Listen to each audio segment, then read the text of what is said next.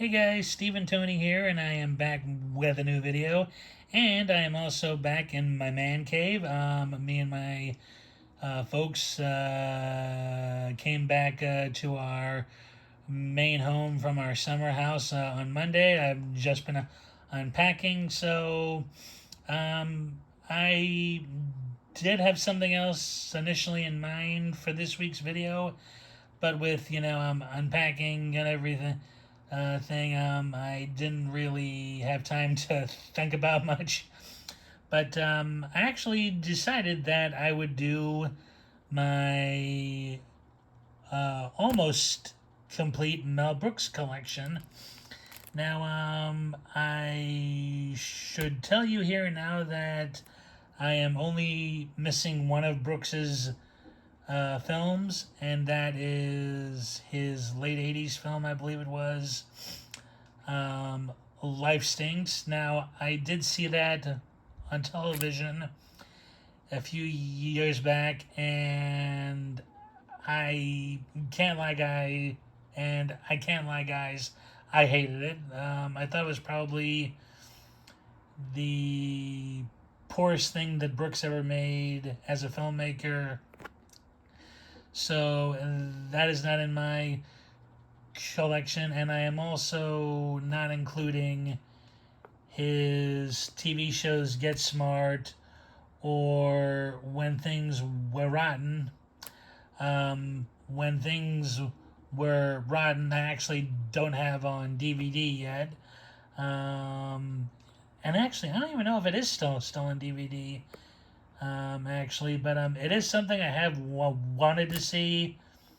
Get Smart, I do have all of the seasons of, but I am not including them because they were really just Brooks's initial concept. He really didn't have too much involvement in the show after the pilot. I mean, he only wrote the pilots to both shows. So I just thought, it would be, easier and much more, like time useful wise to just focus on his films, really, and also something special to save for the end. And so yeah, I am sticking to primarily what Brooks did as a writer and director, and of course actor, as well.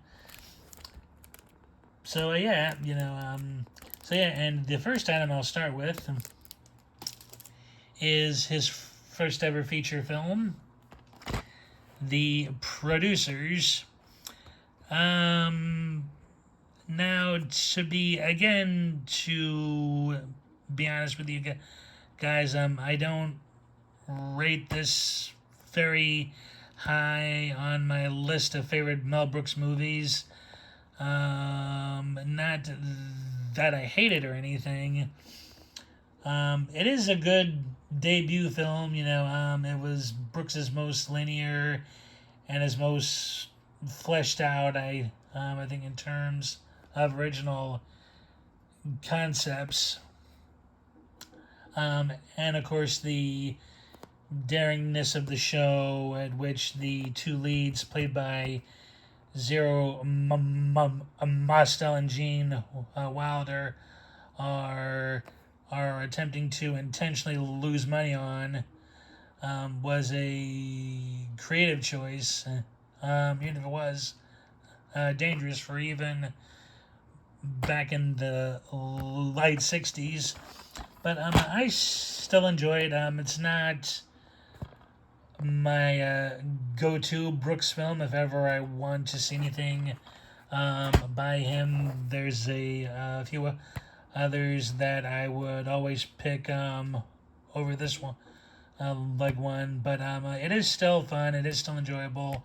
My dad actually first showed me this when I was a kid, back when there were still VHS rental places. So it does, hold a nice place in my childhood because it was something my dad had shown me as a kid. And of course, it was great that Brooks won the Oscar. As this really was original and genius. So yeah, yep. And now on to the thumbnail star of this one. This is the Mel Brooks collection, which features most of his films in this set. This was actually a birthday gift from one of my cousins. So yeah, let me just take the dust out of the wrap here. So yeah, and here that is in full. This is actually the re-release of this set. The original release was, I believe, a little more ornate. I think, this is just a fat pack keep case, but it has the swing trays, so it's easy to get everything. And I still love it. And there is a little crease here for when I was getting the shrink wrap off.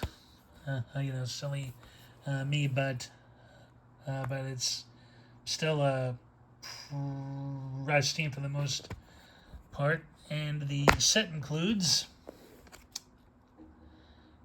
oh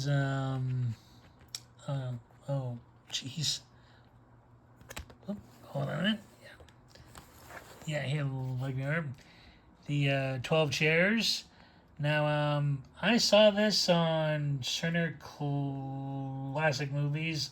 Heard about it for years. Hadn't seen it previously. It was Brooks's adaptation of a Russian language novel. His only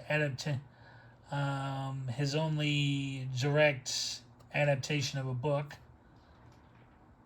Really, and it's set after the Russian Revolution. It's more of a dramedy, I think.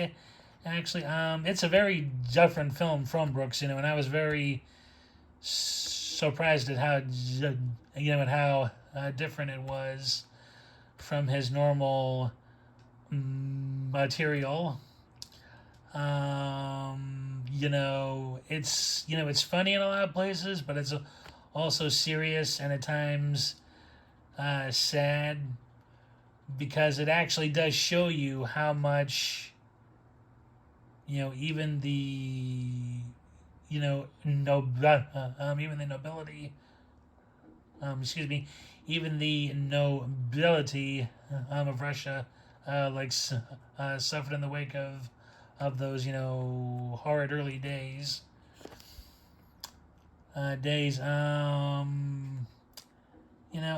It's not a bad film, but again, it isn't one I go to a whole lot of. But it is worth looking at, if just for something completely different from Brooks. And it was also Brooks's first acting role in one of his own films. He has one scene as the protagonist's old servant. But he's mainly behind the camera in this one. So yeah, that is the 12 chairs. And next is Brooks's first true parody film, Blazing Saddles.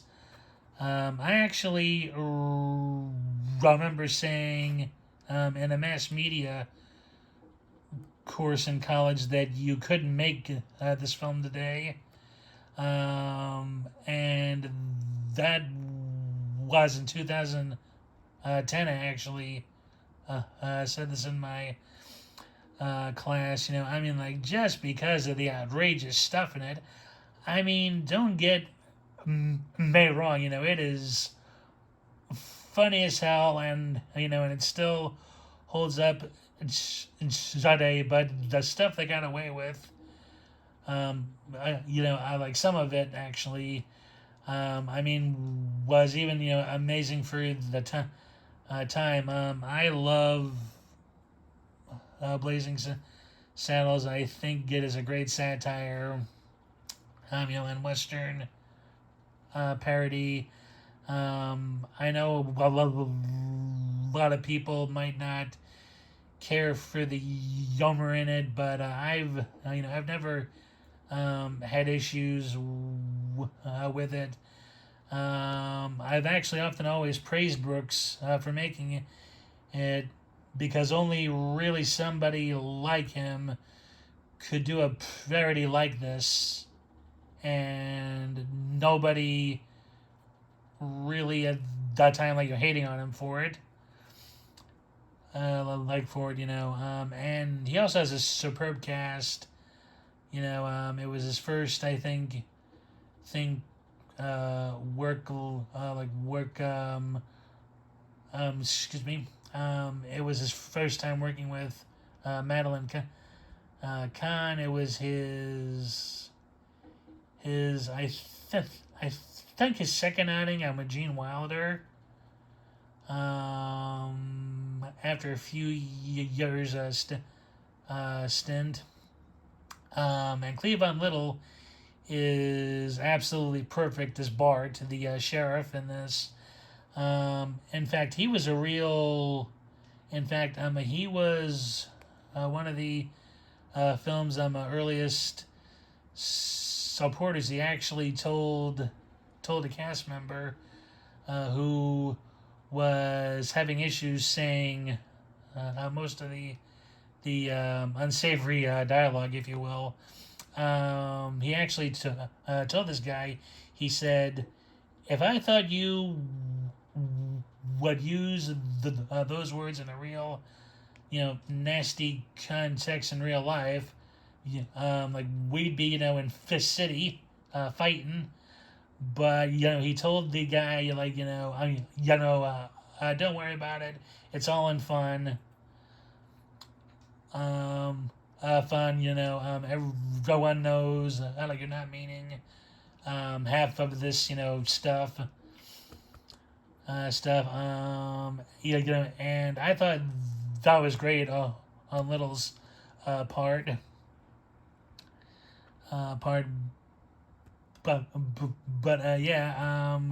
It is controversial.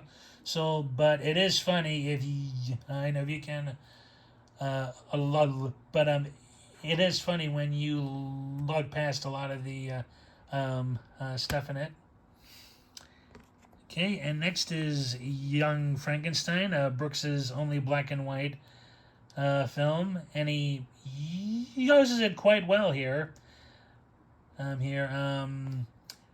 This was his second and last time completely behind the camera. He doesn't appear in the film at all. Save very very briefly in a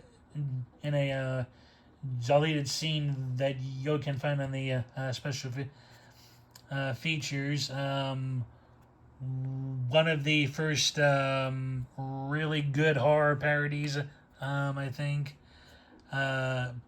Peter Boyle was funny and great as the monster, and Brooks's last outing with Gene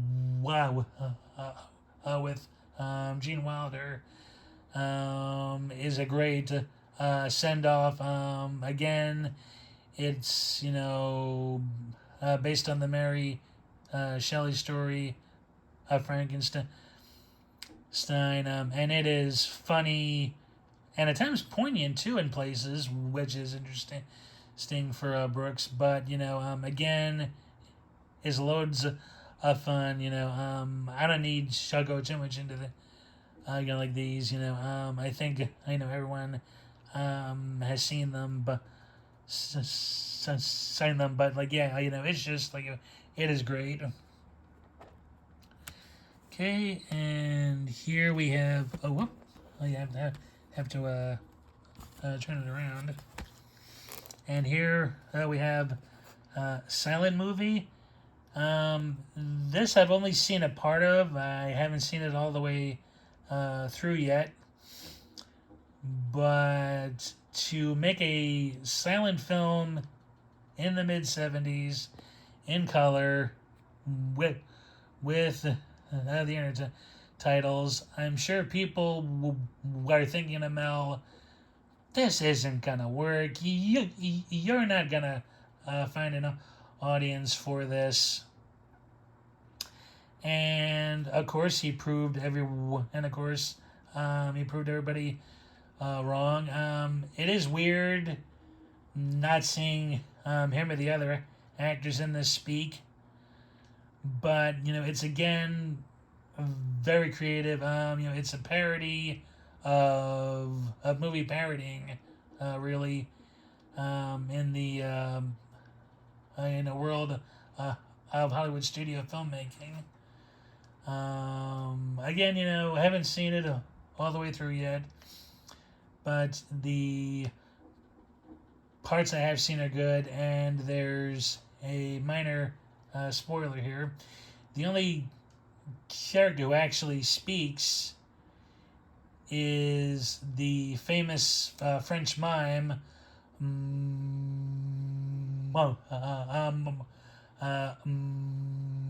excuse me, Marcel. Yeah, he is the only actor who says actual dialogue in the film. It's one word, but it is a nice, in joke and a nice, loving parody of the world's most famous mime. So yeah, in that silent movie. And next we have wait, I almost tripped it there. Sorry, folks. And next we have probably Brooks's most underrated film, I think. High Anxiety. Oh man, you want to talk both great parody of Hitchcock and a loving tribute to the man and his form of storytelling. This is it. Brooks's second starring role in his own films. He is great as the psychoanalyst suffering from all things, a fear of heights. It is.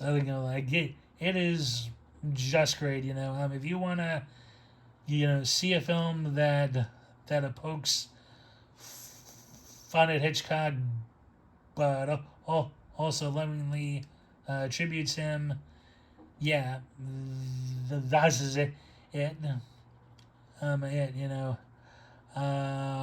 Cloris Leachman in her second film with Brooks is The Crazy Nurse. Harvey Korman, again, his second outing with Brooks. Ron Carey, Madeline Kahn. Great cast, great story. It is wonderful. I love this Brooks film. Highly recommend checking it out. And my other favorite Brooks film, History of the World Part 1. I love this anthology style of film. Yeah, like with Blazing Saddles, it has moments that you really couldn't get away with doing in today. But it's who cares? It's fun. It's all in fun. No one's out to hurt anybody. But it's all in the spirit. Spirit spirit of getting us to laugh at ourselves. Yeah, yeah, I love this movie, especially the Rome segment. I thought that was really, really good. Good. And that's next one here. To be or not to be the Dust film. Brooks didn't direct. He did co-produce it, and he stars with his real life wife, Anne Bancroft. And this is actually a remake of the Jack Benny film of the same name. That was sadly Carol Lombard's final film prior to her tragic passing in a plane crash. Brooks and Bancroft played the Benny and Lombard roles. I actually won't go too much into this as I haven't seen it. And it's really not a Mel Brooks film. He did produce it, but it hasn't got too much of his usual flavor in it. Ooh, and next is the Great Spaceballs. Oh man, one of the best parodies of Star Wars and other sci-fi based movies ever. I don't need to say too much about this one. Like one, the inside, the inside joke on Colonel Sanders. John Candy is Barf. Rick Moranis in his only Mel Brooks film is great. Is great. His Dark Helmet. Bill Pullman is a combination of Luke Skywalker and Han Solo. A must-see Brooks film. Film. And finally, we have Robin Hood, Men in Tights. This was actually the first Mel Brooks film I ever saw. I saw it, at a sleepover with a few friends, and we all loved it. I don't know who Mel Brooks was at the time, but golly, he made me laugh in this so much as a kid, and at the time was actually my favorite film of his. It still is in the top 10 for me. Of his films. But others have taken its place in the top 3 to 5. But it is still a great take. The Robin Hood legend. It offers up a good cast. So yeah, that is that for this set. Oh yeah, yes, it also has a booklet, which I think is just. It just has a brief synopsis of each film. Film in the credits. Yeah. Yeah, great stuff.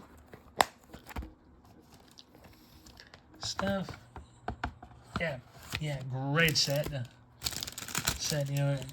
A must-have if you haven't got it already. All right. Oh yeah, I'll just put that together off video. Yeah. Okay. And I also have Mel Brooks' final film, Dracula, Dead and Loving It. His second horror parody. and his adaptation of the Dracula story with the comic genius of Leslie Nielsen, and of course Brooks plays Van Helsing in this one.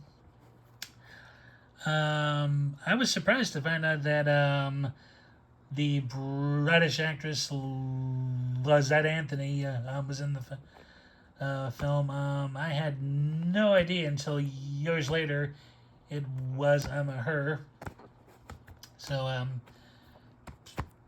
yeah, I actually do recall seeing bits of this in grade school and thought it was okay, but didn't think much of it at the time. But I am looking forward to seeing it in full for October soon. So yeah, and that is it for the Brooks films.